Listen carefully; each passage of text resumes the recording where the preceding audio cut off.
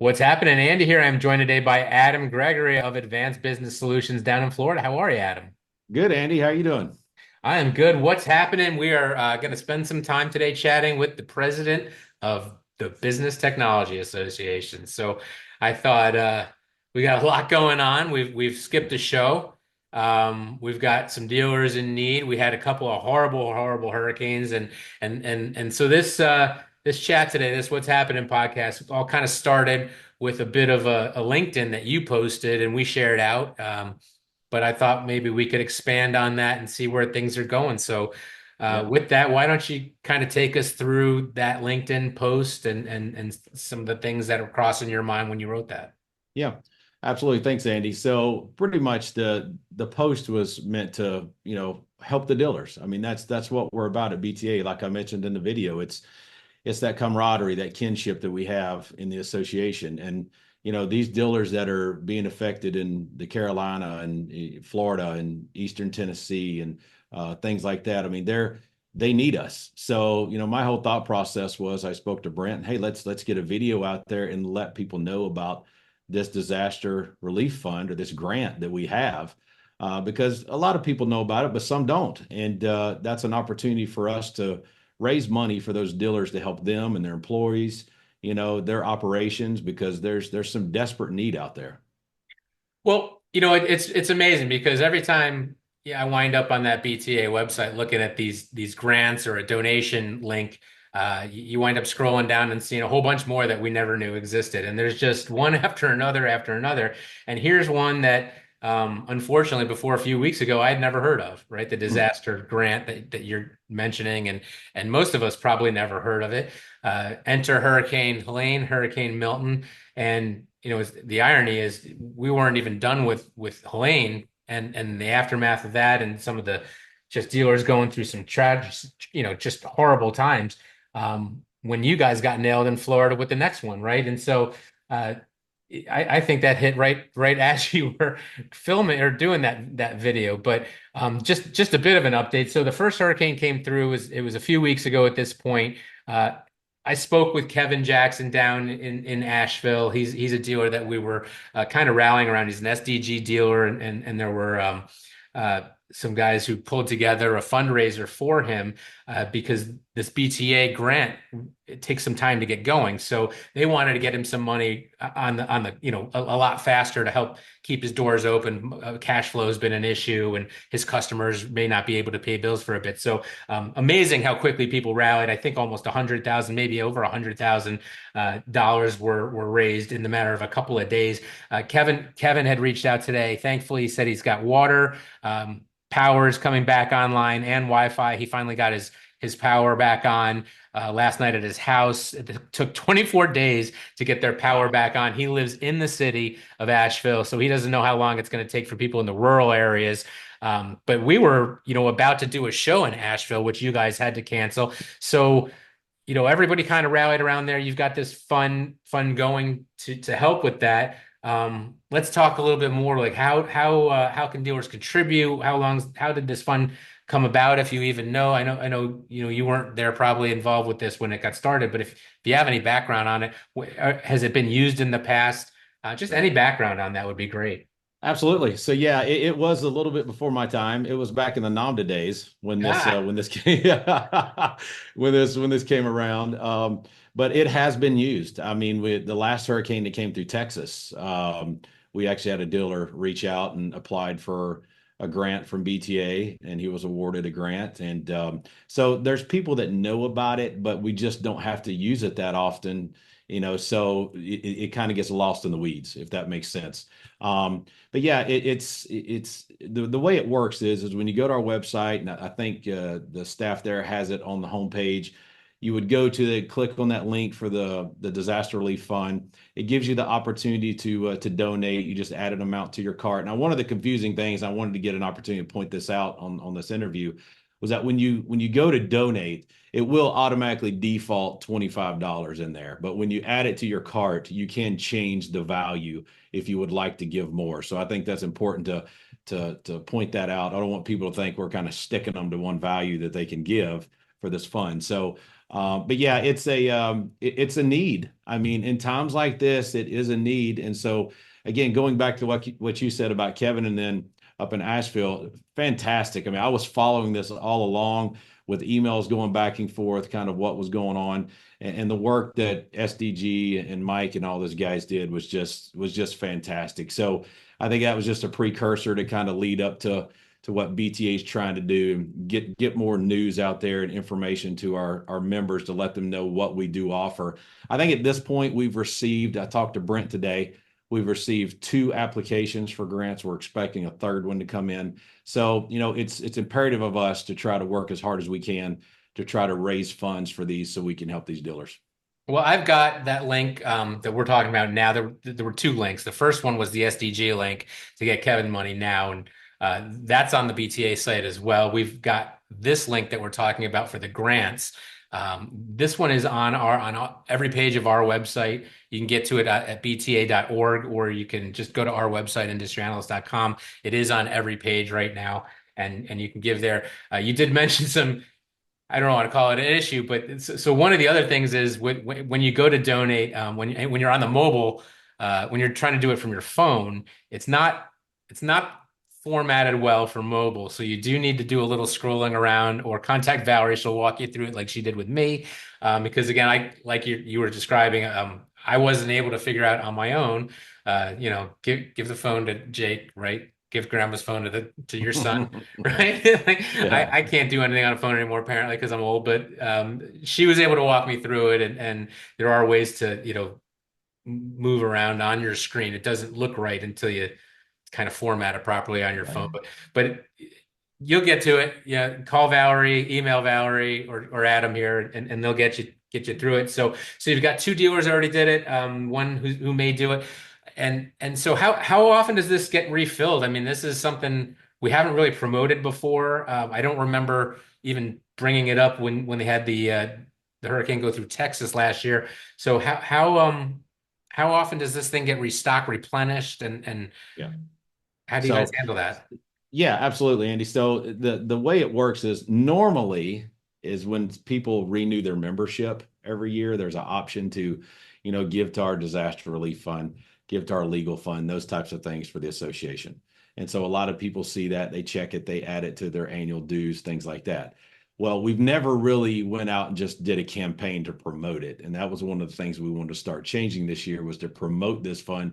And actually it just so happens that this was conversations we were having about some changes we wanted to make as we move forward to promote things like this. And then lo and behold, we have incidences, right? So just the timing unfortunately was fortunate, if that makes sense. So it's that's kind of how we replenish it, is when people renew their memberships. But going forward, I think you'll see a bigger push, from the staff, from the board of directors on doing these campaigns to try to get people to keep this fund up where it needs to be. And then again, we'll also have those opportunities to, when you renew, maybe at some shows, we'll take donations, things like that, to keep it in front of people's minds so we're prepared when these incidents happen.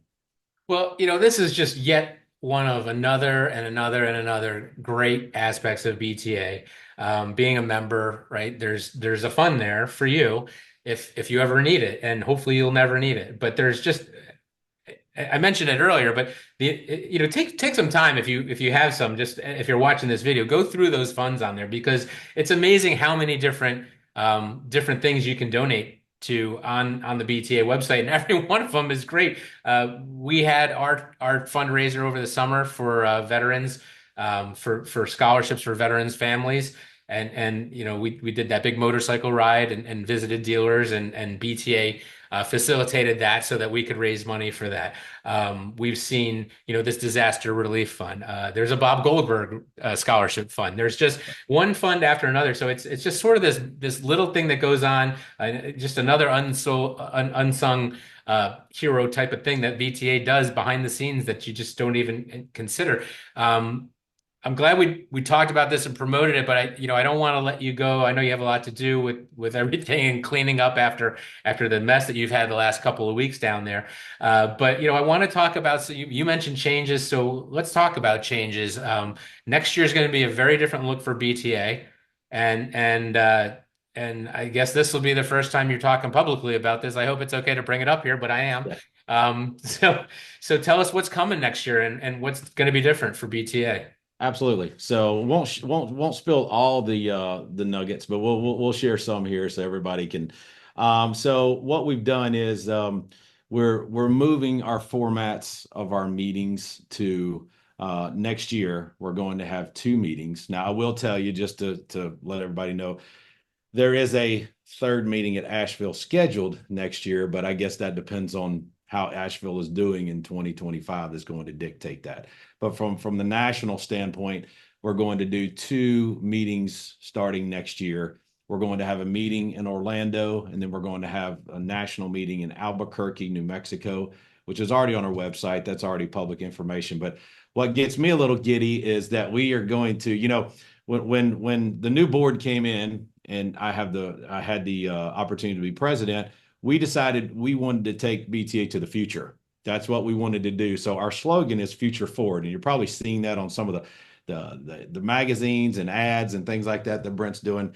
So we're really excited. We're working on some ideas for the first meeting in Orlando in coordination with the Southeast Board on some events, maybe a day before or a day and a half before. That's all I can tell you at this point. We're just kind of, I guess, spinning the wheels and ideas on that. We've discussed some things. We're trying to finalize those.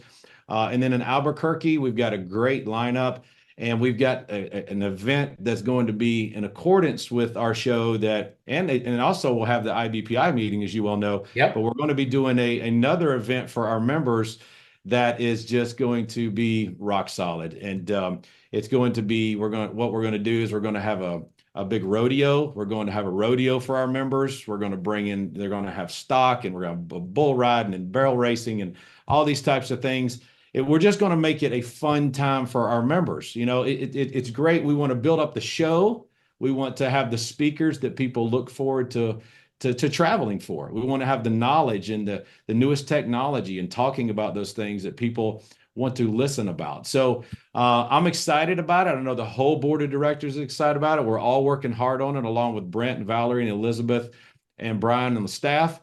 And everybody's kind of come together in the same idea and the same contrast of, hey, if we're going to move forward into the future, then we have to really shake this thing up, and we really need to just start really getting people excited about it. And that's our main intention on these shows next year. So I would encourage everybody that watches Andy, just stay tuned. There's going to be some fantastic things announced over the next 3 to 6 months that should get people excited. And we're going to do what we do at BTA. We are going to take care of our members, and we're going to provide for them the things they need to make their dealerships flourish.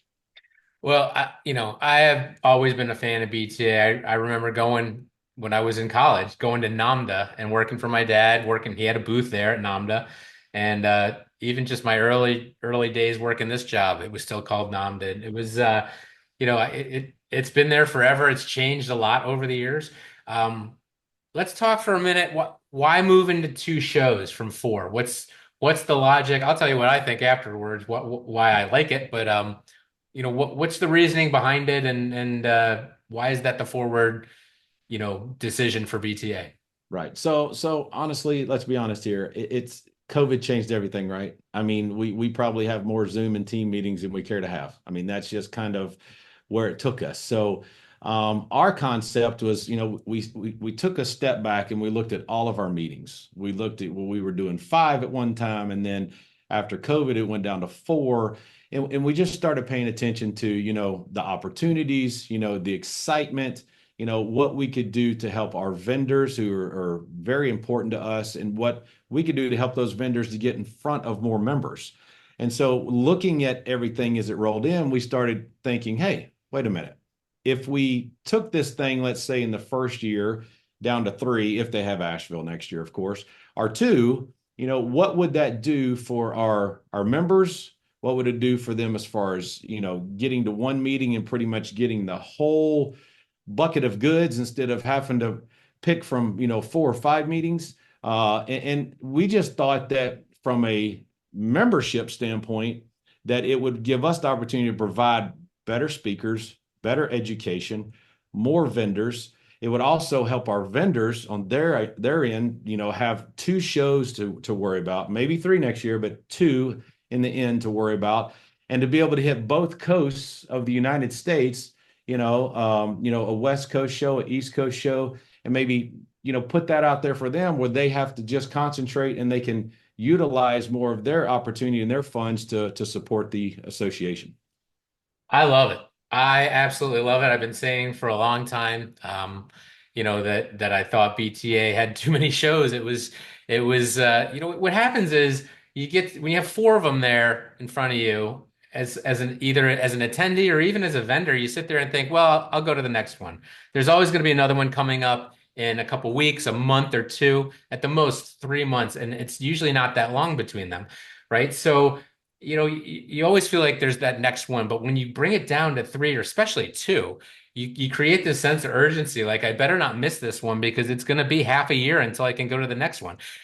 Also, switching up the venues like that, Albuquerque, I can't remember going. I No. know SDG did something out there years ago at Phil Hauser's place, which was great if you were out there. But as an industry, we haven't done much out there, and there's a lot of great markets like that Yeah. that we can go and visit and these peer groups that you're kind of competing against, they go to these markets. They'd That's have right. them in Cincinnati or I know there's going to be one in Las Vegas coming up.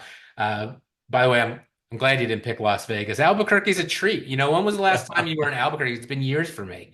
Yeah, me too. Yeah, You me too. know, And that's the thing is that was one of the things that, I remember when Brent had mentioned that Valerie was going out there to look at the venue, and there was just a difference of excitement about when have we ever done a show in Albuquerque? Has our members ever been there? Right? That was kind of the thought process. And I know I've been part of this since 2016, 15, something like that. I know we've never done one. So before us, Brent couldn't remember as well. So I think you're going to see more things like that. You're going to see those opportunities to go to these places and have the association help get its members there to have these shows. So I'm on the same page with you. I think it's just a different excitement that everyone's going to have. I'm encouraged to see what the response is.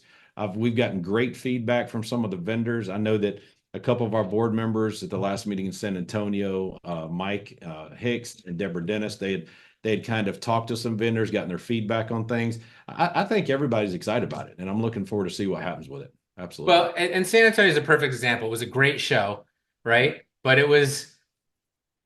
I want to say it was a little lighter attended than we would have liked, and part of the reason was because a ton of people were going to the next show That's where right. you had Laura speaking, Laura Blackmer, president of Conica Minolta, and a lot of people. That was the Asheville show that unfortunately we had to cancel, right, because of the hurricanes. But when you've got two shows that are within a couple of weeks of each other, and people have to choose one or the other, that's what happens, and you wind up getting two shows that are maybe not as well attended as they would have been if it had been one show where you combined it. And I'm looking forward to this. I think you're going to have a lot more people, a lot more attendees, which should make the vendors a lot happier. I think the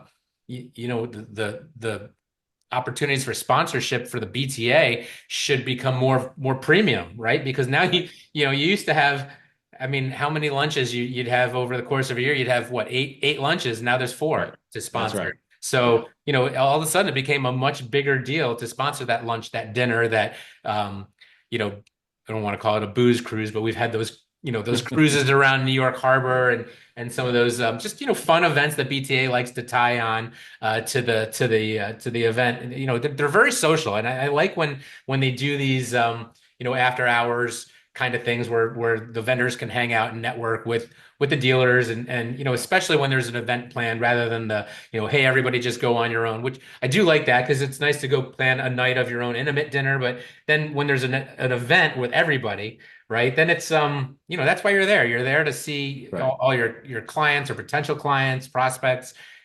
You're there to mingle, you're there to learn about new companies and just meet new people, and BTA has always been great at that. I think um, I applaud you guys for making that hard decision. It probably, I know some people were pretty dug in, Mm. at keeping it at four. And so going forward, how do you, is it an east-west thing? You did kind of mention that, or is it, Yeah. Are we going to two regions? Is there a plan for that? Are you keeping four regions? What's Yeah, that so thought? what we're going to keep our four regional boards, but the talk is to have those maybe two boards work on one show together, right? To collate with each other, right?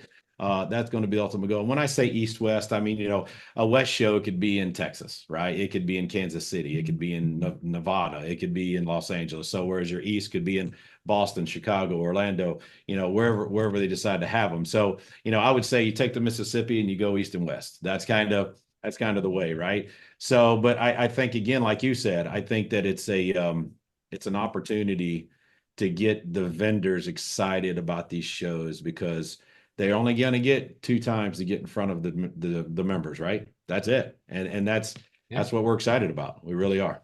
Well, I love it. I love the idea of moving it around to some, lesser used cities. I'm just going to throw it out there.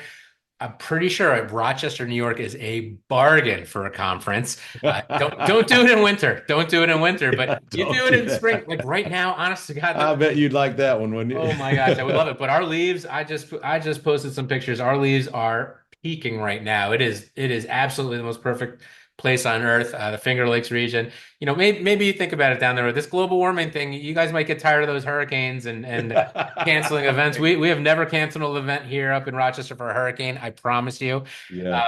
But just joking around on that, and in a serious manner, I'm glad you guys are okay. I appreciate you coming on to talk about this and get a little more depth to the program, that grant program for dealers. We're going to have that continue to have that on all pages of our website.